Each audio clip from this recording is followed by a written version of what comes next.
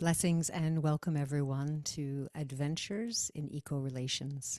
My name is Danielea Castell and I am your host for this evening, and I'm very excited to have with me tonight artist Pam Turczyn.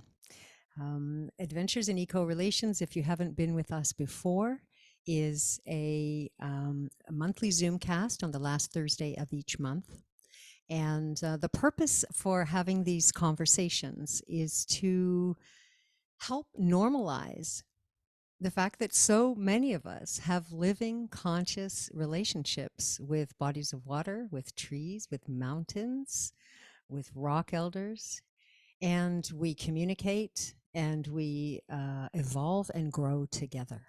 And so I'm really, really excited to have Pam here with me tonight because she's one of the few people that I have met whose sort of span of relationship building mirrors mine. And so it's really exciting to speak with someone else who builds personal, intimate relations with different trees and has different purposes for those relations. So we're going to bring Pam on to the screen with me now and give her a chance to say hello.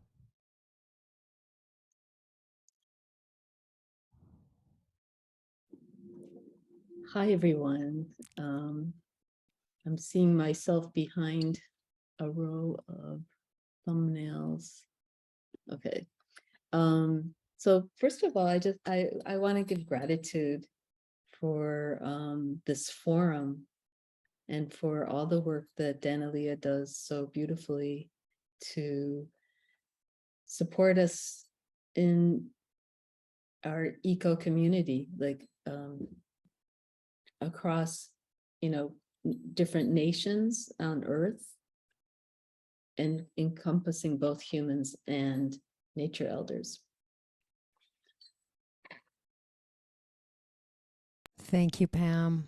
I could feel a lot of sparkly bits moving with your acknowledgement, because of course what we've all been learning, especially through the listening field, I guess I forgot to mention that I'm a host of the listening field, which is a space where humans and nature elders can come together to connect and dialogue directly and consult with each other and learn with each other. And in addition to the water, rock and tree elders that I've been building relationships with, we've been very fortunate this year to have humans who are deeply bonded with the race of fairy. And we also have had humans who are really bonded with the star nations. And so there's so many of these other relations who are now in conversation with us and in the field with us.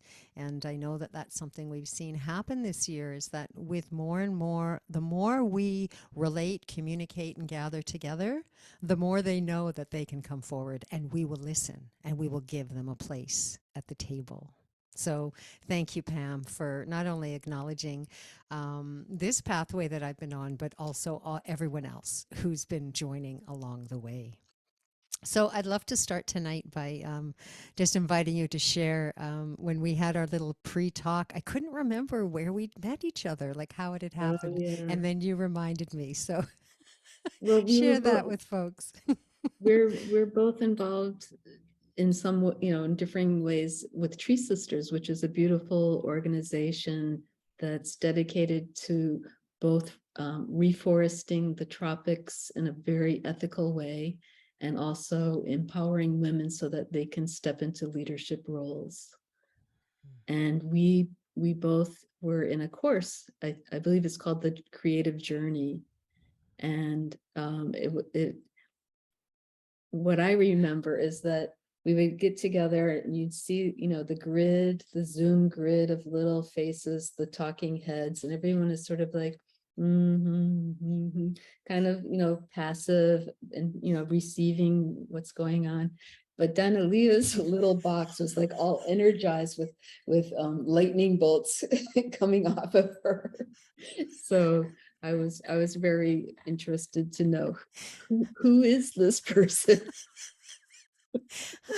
I recognize I'm a rather engaged participant. I think that would be a very polite way of saying I'm an engaged participant, and I am. I mean, my some of my earlier training with I've only trained with two humans, but one of them was Robert Tennyson Stevens, and with conscious language. And in his trainings, we had to what he called play 125% and stay fully Mm, and completely present. We're talking for hours and hours. wow.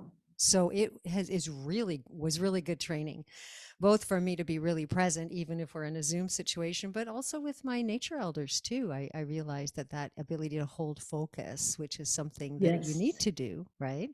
Was good And it's a training for muscle me. that you build. It's tiring at first. Very, very true. Very true. And you know, as Pam and I were again looking at how did we want to frame our time? We've such a short time together. So one of the things we wanted to focus on was wanted to hear about Pam's journey and some of the significant others in her life, teachers and friends, etc., who are trees, and also to just really emphasize that everyone's way of connecting and the reason for their connection with different nature elders is very unique and personal to them.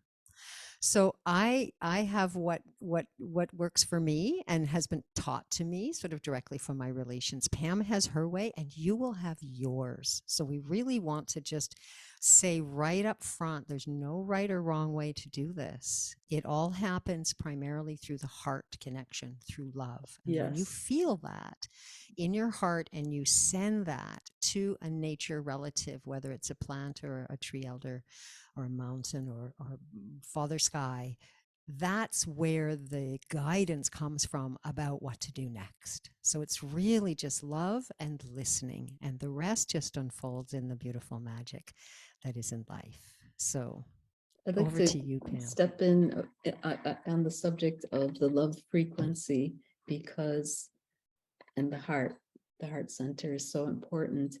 Uh, I was told by a tree that the heart is the organ par excellence of perception and reception.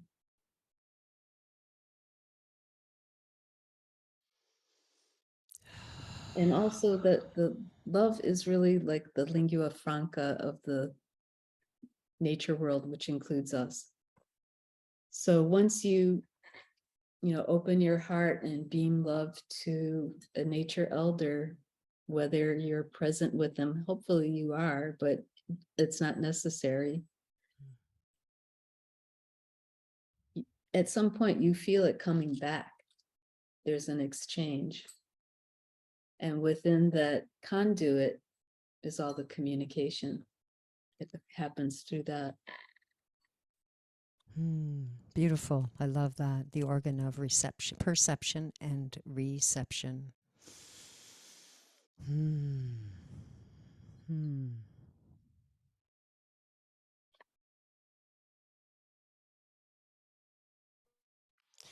There was a moment when you were speaking where I was reminded of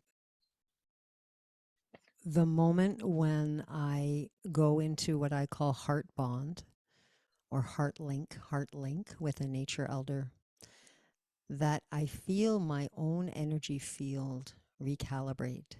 Oh, yes. And when you spoke the words directly from the tree elder just now, that perception, reception, the field recalibrated. I felt it anyways, to tree frequency and harmony. And I so felt this that is, as well. yeah, one of the greatest gifts of these types of relations with our tree elders is that once we've connected and bonded, that bond is there for life. It never goes away. It can become quiescent. So if I don't become present in it or activated it, I do notice that I have to wait a little bit longer for a response, right? And my hearing, my clairsentient hearing, the volume is Totally. turned down, right? Totally. Whereas if I'm engaged on a project with a tree elder, then and we're in conversation and dialogue daily, then we're right heart to heart with each other. So I just wanted to thank you again for mentioning that beautiful message, because the field just, we became the tree field, and we're going to need that as we move forward and things continue to deconstruct and die, right? And loss happens, that we need to have that, be able to link in that way, and to feel that belonging, the stability, the love, and the calmness that our tree relatives have. They really embody calm and stillness, different from our water relatives, right? And the rivers, right? Who have such a different, this different energy. So, Pam, take us through a little bit of your journey. And I want to also acknowledge Martin, who's here with us. He's handling the Zoom tech for us, and he will start with the slideshow. Did you want to do an opening sounding or something? Oh, I think we moved right by that. Okay. I think we're already in the field. I Okay. can feel it. Yes, that's And right. that's what it done. And you started with the gratitude, which was what I was going to do. So actually, we did it. It just showed up in a different form. Thank you, though, for asking. So, did the slide that I sent you, Martin, today, that's missing. So can we go back just to the Gallery. previous image Okay. Oh, or us? Yeah. yeah, that's great. Um, Okay. so I wanted to speak a little bit about how I got involved with trees and what my early relationships were. The very first one was around 1994, and I was making frequent visits, as often as I could anyways, to a cedar of Lebanon tree in the Brooklyn Botanic Gardens. And my motivation for that was because I wanted to I felt that the tree was a portal to my own Lebanese ancestors. And I was very much wanting their guidance, their blessings, and just a connection. I wanted to know about their spirituality. And even in present day Lebanon, the cedar is very, very much in their hearts. It's on the flag, and it's just, I can't tell you how important it is. So I would visit this tree, and at that time I started studying with a group of tribal members of the Ammonite tribe who are from Egypt, and whose worldview had not changed at all since the time of the ancients. And I told them about the tree, and they suggested that I bring offerings. So if you may have experienced that when you give offerings to a nature elder, there it is. This is actually a stand-in for the actual tree that I'm talking about. This is a cedar of Lebanon tree I met a year ago in the Greenwood Cemetery in Brooklyn. But it looks very similar to my tree friend in the Botanic Gardens. So this story spans some years, and I would occasionally be away for quite a long time. It wasn't convenient to go visit, but I would feel a pull. And then I would go, and I would somehow be able to find the tree, even though I had no sense of direction. And then there came a time when I arrived at the gardens, and I couldn't feel the signal, and the tree could not be found. And it turned out that it had been removed. So it was no longer in bodily form. but the relationship continues. You know, there's a subtext in this presentation, which is we need to protect these nature elders because many of the ones I'm going to introduce you to no longer are in form. They were cut down for stupid reasons for the most part by, you know, humans making bad decisions.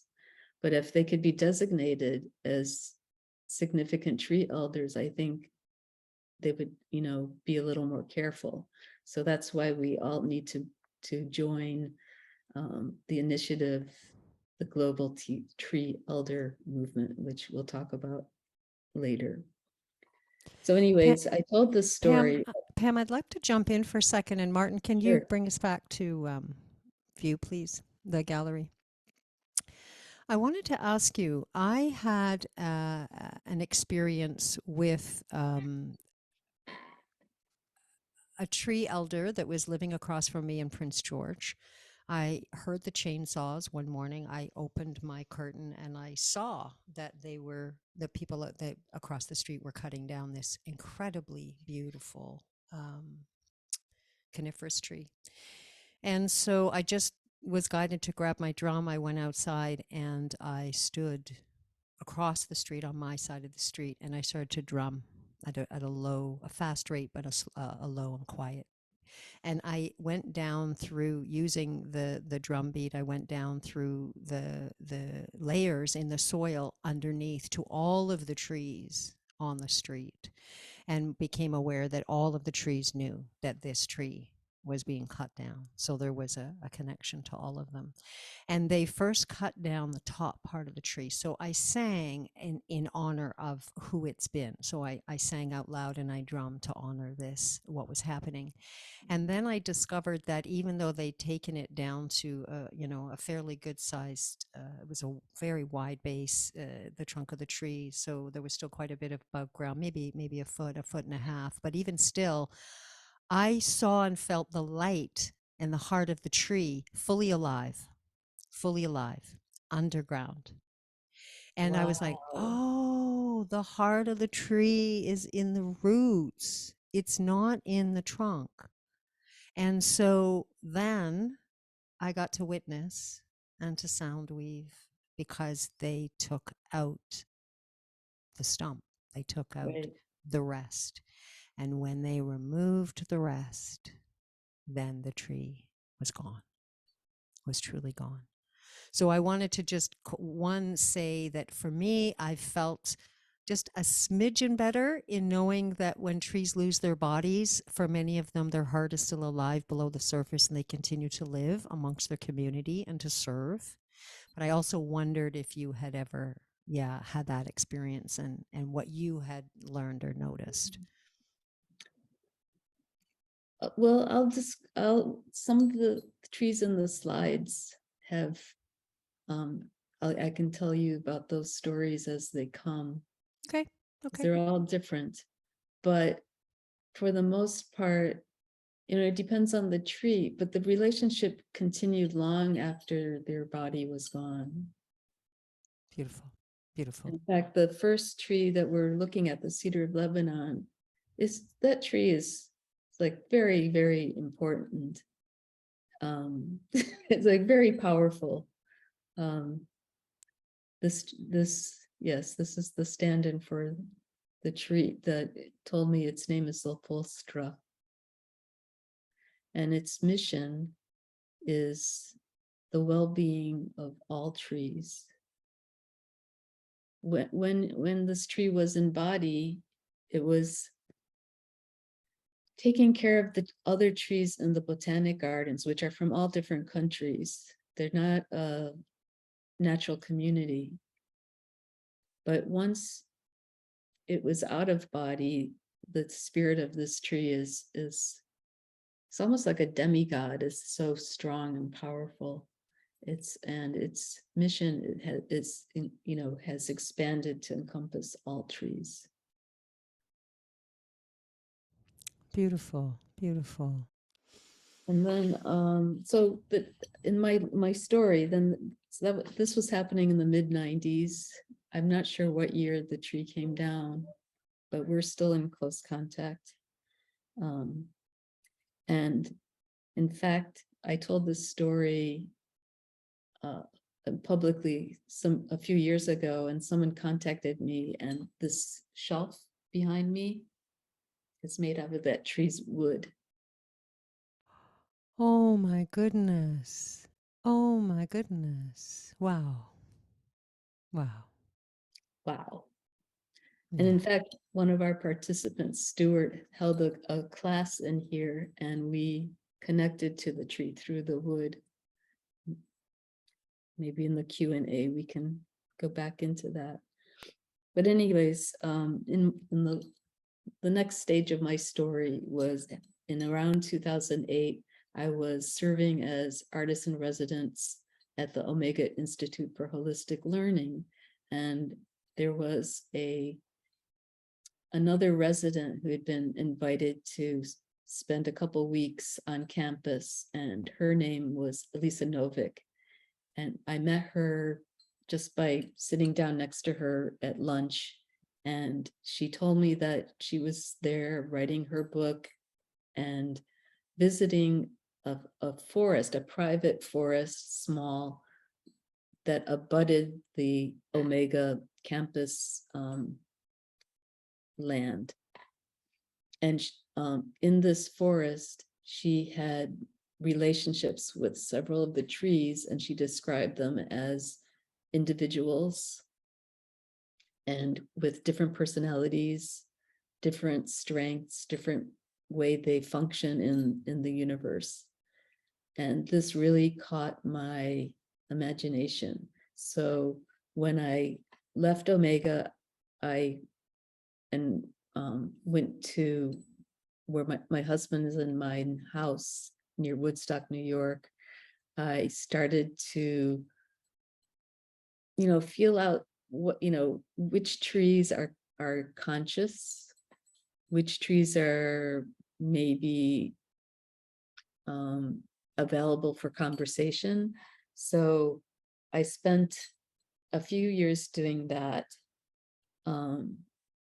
before I was able to have take one of Elisa Novick's workshops, which was very helpful because and through all this story, my level of intuitive ability is slowly increasing through these experiences. It's not like I was, born with this level of sensitivity. It's actually the last,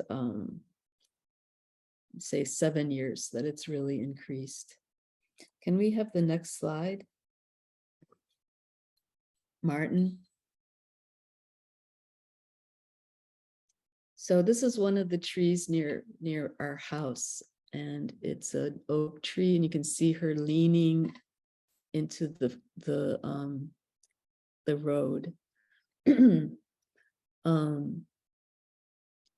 This tree, I call her communication tree, and her energy was like your favorite female relative, your BFF, your cousin, your auntie, your grandmother, your mother, your sister, all rolled into one unconditional love.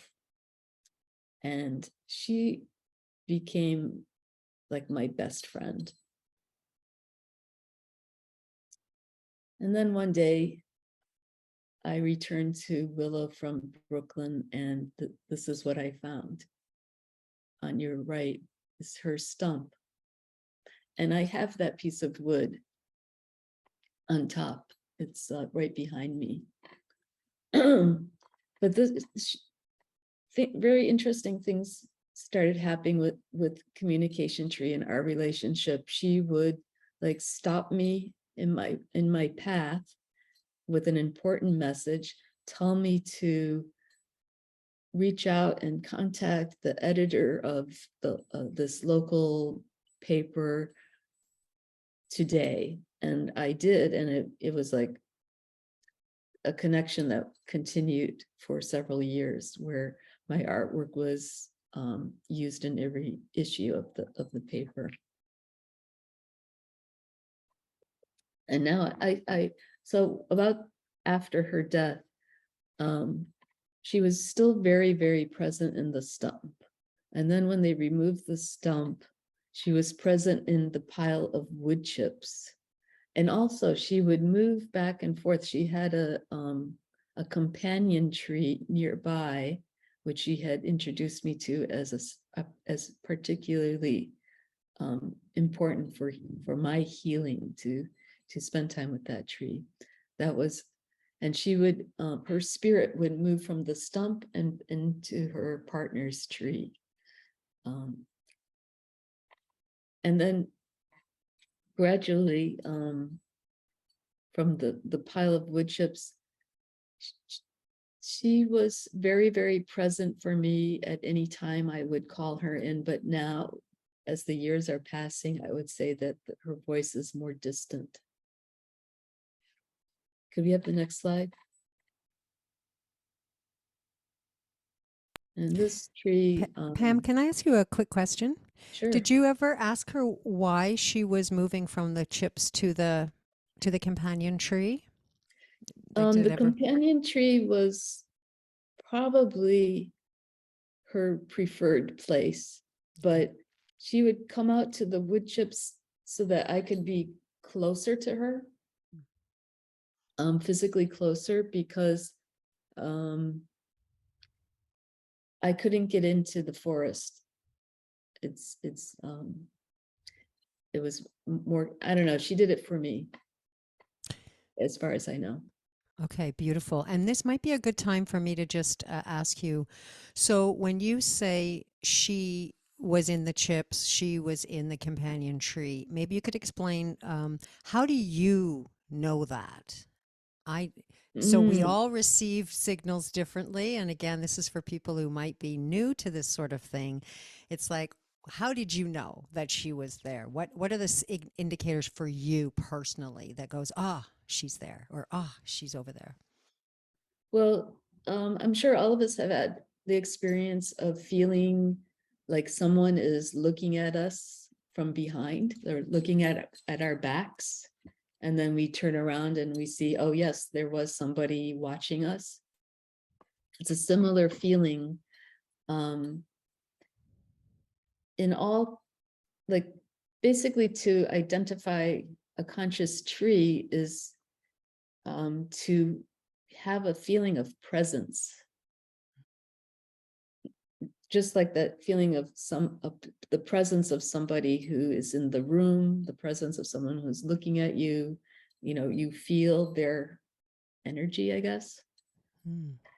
And if I'm not really clear, I double check by muscle testing, which is a simple kinesiology technique. Beautiful, beautiful. So I would call that a knowing. So that's part of, my way of languaging, I would say that's an intuitive knowing, when we just know that someone is there. I just know also that for some others, they get sensations in their body, like there's tingles, right? Actual tingles in their body. Or Well, I'm clairaudient, so it's telepathic, right? It's clairaudient, so it's telepathic. So, but please, if there's more to say about that. It's hard to draw a line between knowing and bodily sensations for me. So it's like a puff of force, I guess. Cool. It's like a shift in the vibration, which sounds really esoteric, but it's literal. Yeah, beautiful, beautiful. Again, it's so different for all of us, right? And as you say, like for me, it's crystal clear if it's intuitive or it's clairaudient or it's signals in my body or it's right field, right? And then for others, it's like, no, there is no separation. It's all, those are together. So again, just really highlighting the fact that each of us is so different, and how we communicate and the purpose for it is very unique to who we are and who we are at that time. Like, I'm sure you found out, and for me, you've spoken to that or alluded to that a little bit when you said as the years have gone by, the voice of the cedar of Lebanon, her voice has become a little more distant, or communication tree, whichever it was. Right. But I know that too. I mean, I just finished a 2-year journey with a team of 10 nature elders. And when it completed with the partnership ceremony on June 18th, I knew all of a sudden we stopped speaking continuously every day. And our mission together had completed. And that's okay. And then boom, Oak Tree came in and said, I'm next. Look, eyes over here. Anyways. Oh, beautiful, beautiful. All right. So what's next in your journey? Well, another tree from that neighborhood is prayer tree. I always ask, what is your mission?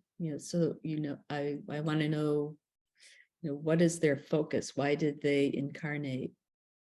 And this tree, I got the impression that it was able to help humans hold a coherent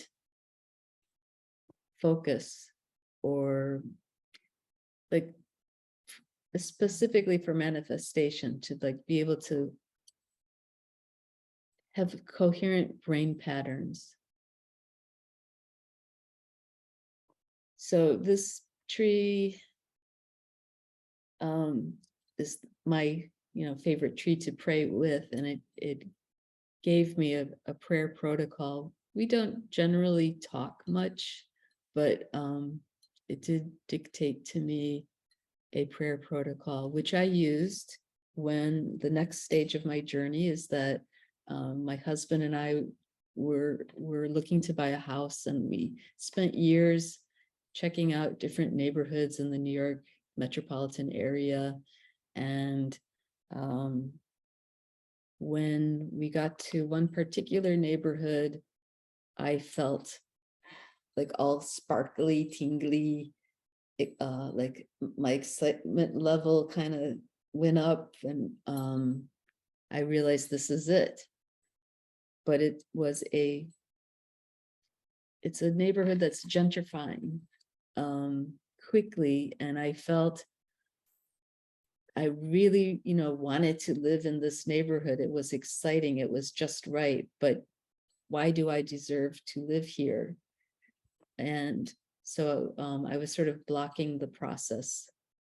But I did a meditation or something. I did some kind of meditation to find out, what was going on, and how I could possibly provide the greatest service or benefit if I live in this area. And the answer was to work with the trees. And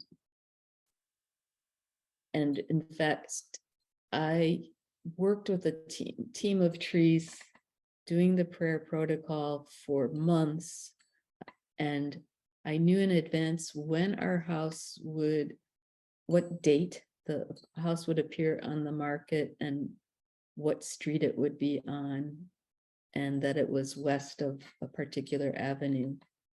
And all those things came true. Wow. Yeah. Wow.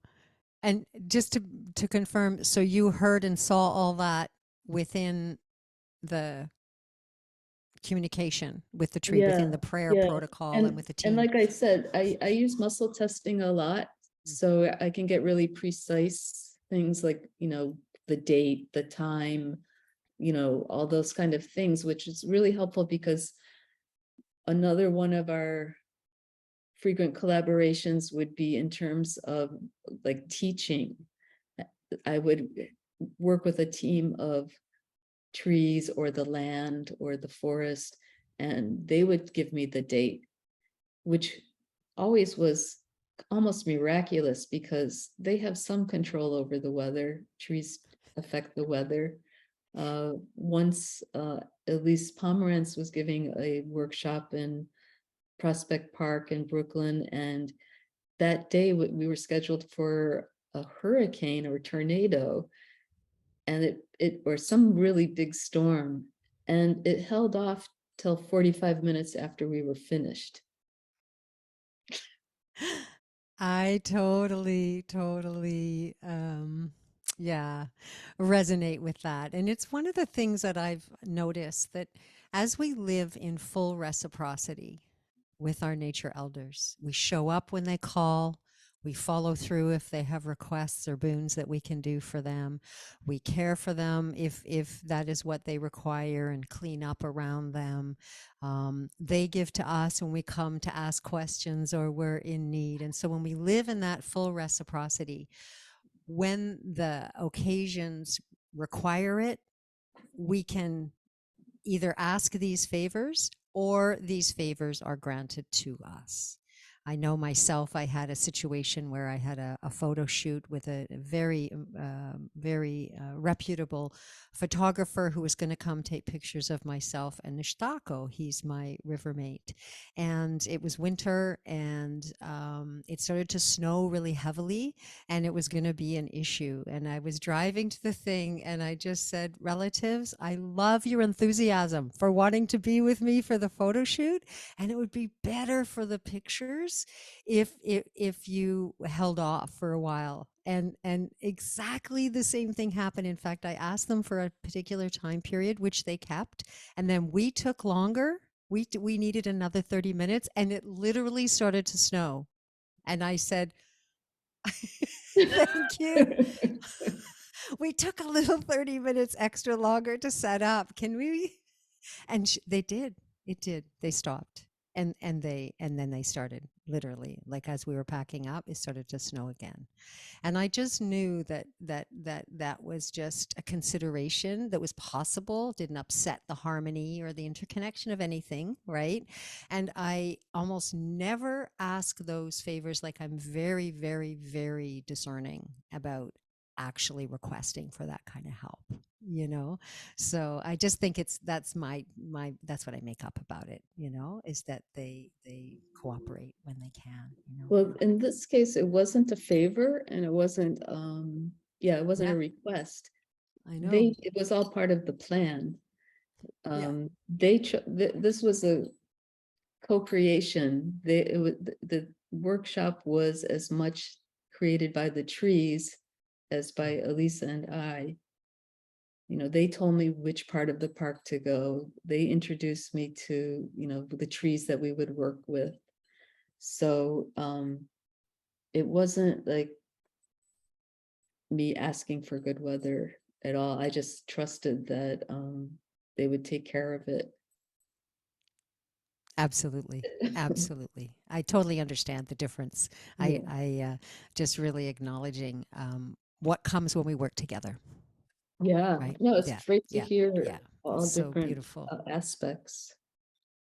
Um, So I'd but- love to hear a little bit more about what prompted you to start the Tree Diaries Facebook page, and what year was that you started that?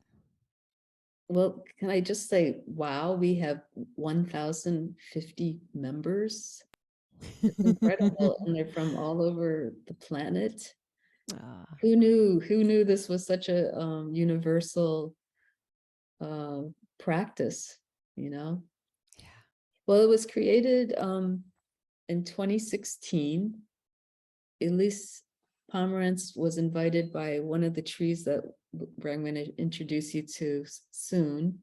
But through me, I heard that this tree wished for her to come, and it was not healthy. It seemed like it could be dying. I wasn't sure, but it was preparing for death in the next few years. And it asked for her to come, and it seemed as though there was some strong spiritual connection between them. So she came and she gave a workshop in the gardens, and she started it out by inviting the participants to tell stories of any tree that they had known in their life. And these stories were so moving and just so wonderful, so affirming of the importance of these relationships. And many of them were, weren't from their childhoods. But in any case, I created the Tree Diaries group on Facebook to be a forum to share those kind of stories. And also invite people to keep us up to date on the science that's now emerging about plant consciousness.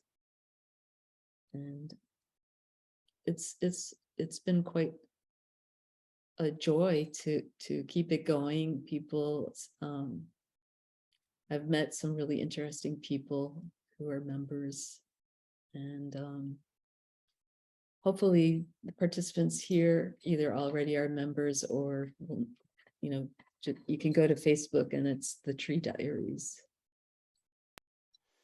Yes, yeah, having these places where those of us who share our love and the priority that are in this case tree relatives. For me, there's also water and mountain.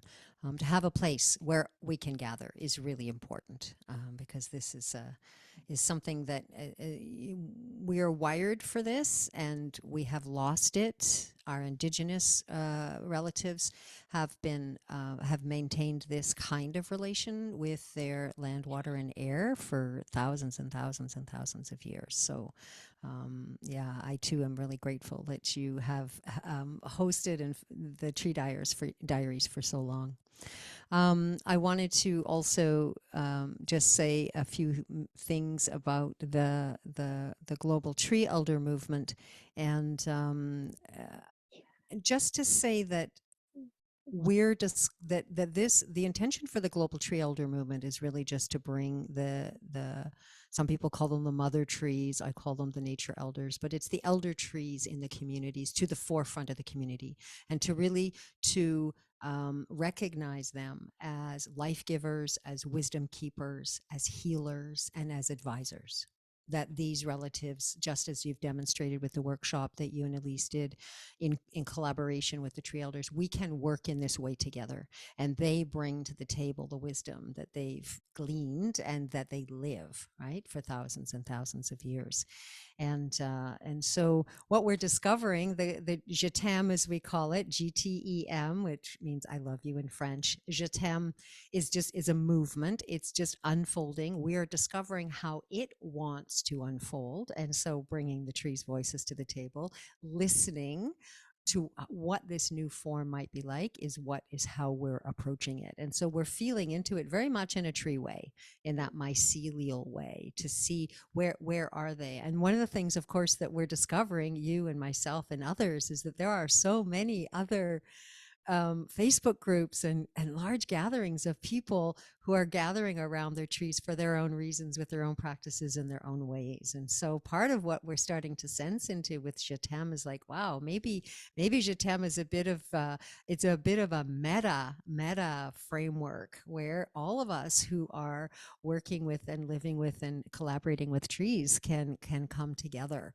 so that we really literally network across the world, the humans and the tree elders.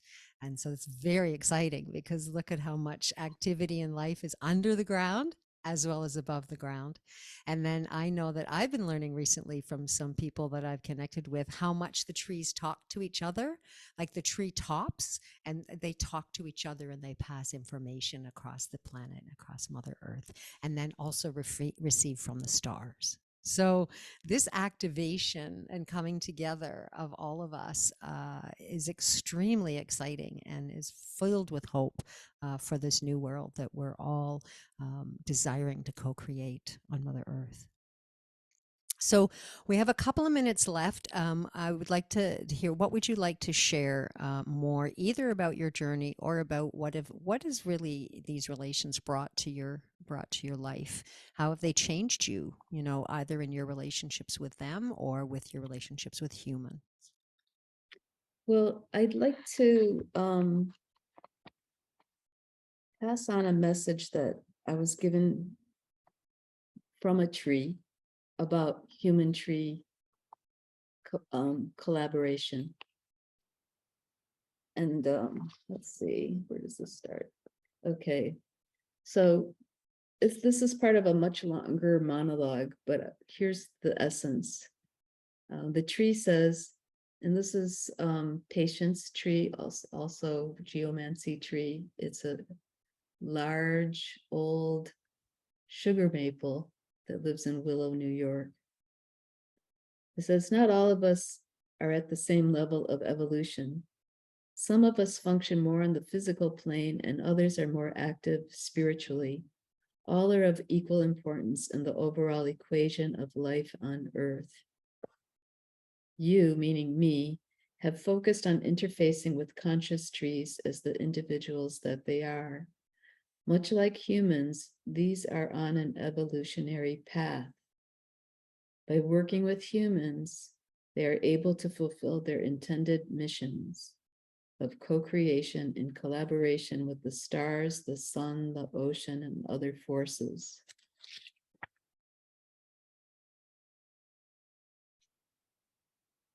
They collaborate to give voice to the web of life.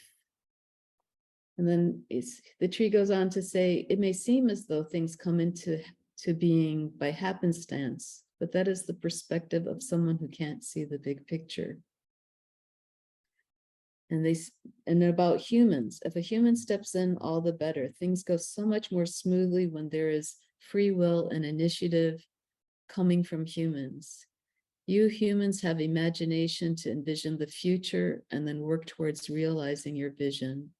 What most are unaware of is that you humans rarely are working without the help of other forces of nature. When our goals coincide, we step in and assist by working in the ways that only we can. When we work together consciously, the results have none of the inherent weaknesses of human-built projects. Our view is more holistic, as that is how we experience life, as an interconnected web. We embody that reality while humans always feel separate. But by co-creating with trees and other nature beings, the modern human will be healed of this affliction.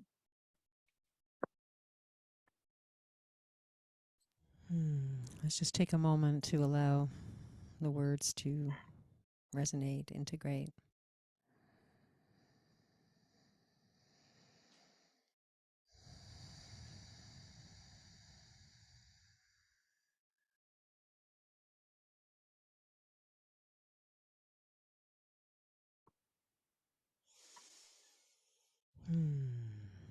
Thank you, Sugar Maple.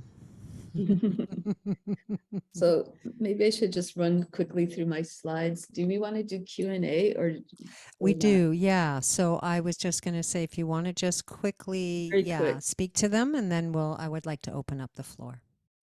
This is Edna the Elm, lives in Prospect Park, and I was introduced to this tree by trees when I asked to be introduced to a tree for healing. I needed physical healing, and by using a map of the park and by doing muscle testing, I located this tree. And here you see a huge branch is coming away, exposing this dome-shaped or arch-shaped wound. And this did not disempower the tree in any way. And in fact, she was able to more fully express her mission, which has to do with the divine feminine and sort of broadcasting love. Next slide, please.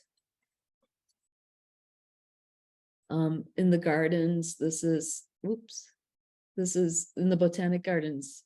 This is partnership tree. I call her partnership tree or him. It's a hybrid oak, and those long branches seem to be, and in fact are inviting all guests, no matter what kind of person, all are welcomed by this tree.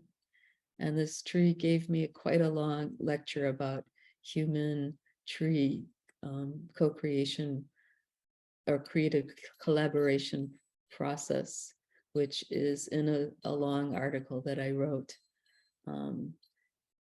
which I guess I'll post it on the Tree Diaries so you can read it. Next slide. This is, I called this tree 5-point tree because it had 5 huge limbs and it was hollow. It was because of a fungus, the heartwood was hollowed out, but the cambium layer, which is the living layer, was still fine.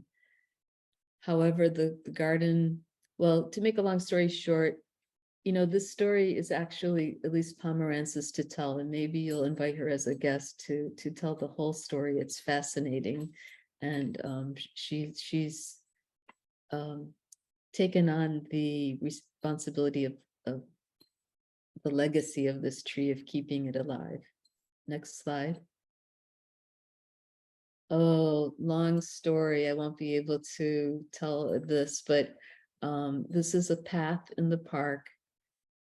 I buried a medicine bundle in the earth, contacted the local landkeeper. The whole place came alive, and this tree on the right is like the guardian tree of the trail, magnifying the energy of the land, which this path runs parallel to a modern avenue, Flatbush Avenue, which is running on the course of the original main path of the Native Americans that lived in on this land. So maybe a whole episode we should devote to this place. But next slide, please.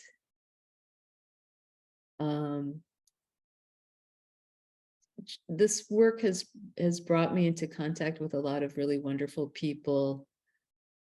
This is a scene from one of Elisa Novik's workshops, and we're making a constellation around the tree on the left. The first one was to stand in the right spot to receive healing from this tree. And the second constellation was find a spot and send healing to the tree. This tree also was recently cut down, but we called it sensitive tree. Next slide, please. And this is I'm going to show you 2 samples of the artwork I'm doing co-creatively with trees. And I'm really focused on leaf venation. What you're seeing is reticulate venation, which is when you zoom really, really close into a tree, into a leaf, besides the branching patterns of veins, there is this reticulate pattern, which to me is a way of expressing the web of life. Next slide.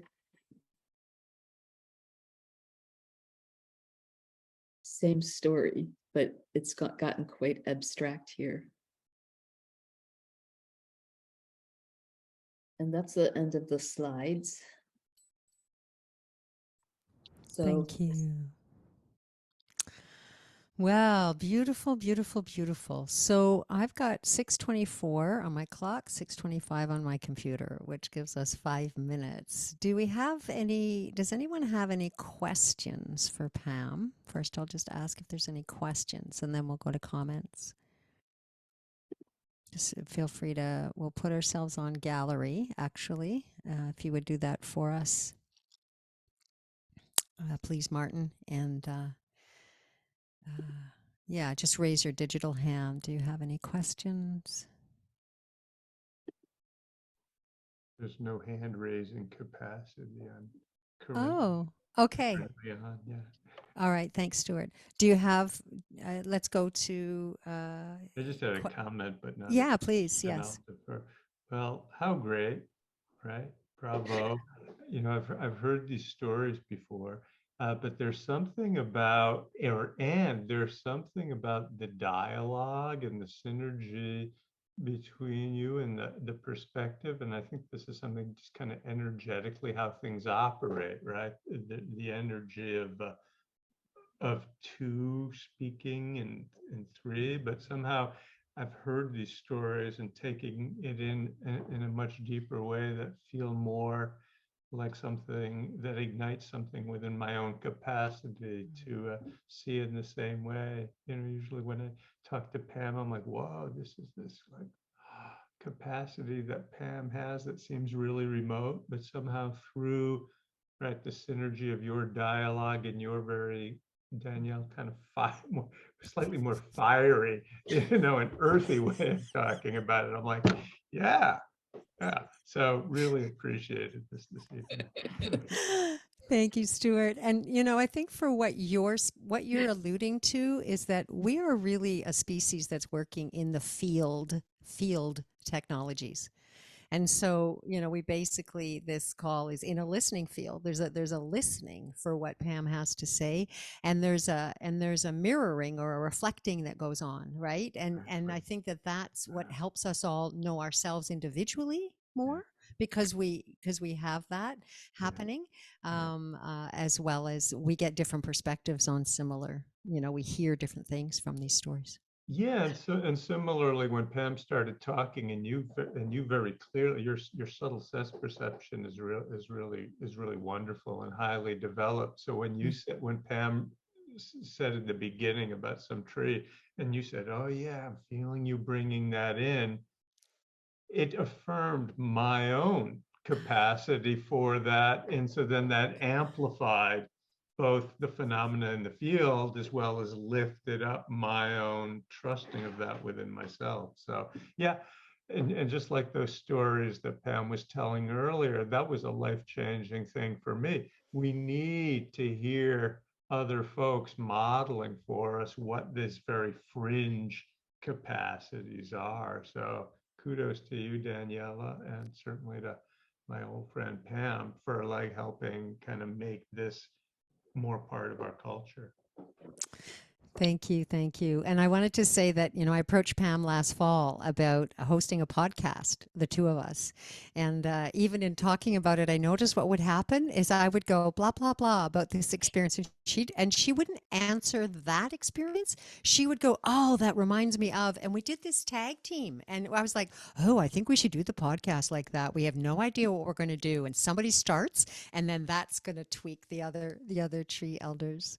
I wanted to bring Elise, I wanted to bring you on if you're willing. Your name's been mentioned several times, and if you're willing to open up your mic, I'd love to hear you and hear your voice and anything you'd love to comment in the final few minutes. Well, this is an absolute delight and such a good reminder of what's at the center and most important. I just had the opportunity to meet the head of a forestry company here in Canada that manages 500,000 acres of forest. And what I had wanted more than anything was to just sit with him, and the way that I listened to how to do that was to leave him some gifts of handmade, beautiful, exquisite little things for him and his colleagues on his doorstep. And I did that a couple of times. And then finally he opened and it opened, and I sat with him for 3 hours a few days ago in conversation.